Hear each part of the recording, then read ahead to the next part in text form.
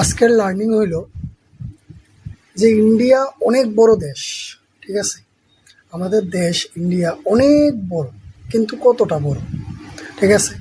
এটা এতটাই বড়, ঠিক আছে।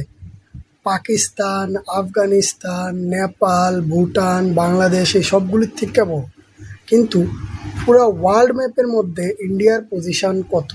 ইন্ডিয়ার পজিশন হয়েছে গিয়ে সেটা 7, ঠিক আছে।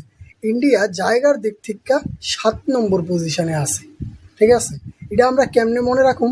এটার একটা প্রসেস হইল রাকু বাই, ঠিক আছে। প্রথমে রাশিয়া, তারপরে চায়না, তারপরে কানাডা, তারপরে ইউএসএ, তারপরে ব্রাজিল, তারপরে হয়েছে অস্ট্রেলিয়া, লাস্ট হইল গিয়ে সেটা ইন্ডিয়া। ইন্ডিয়া হয়েছে 7th পজিশনে জায়গার দিক থেকে।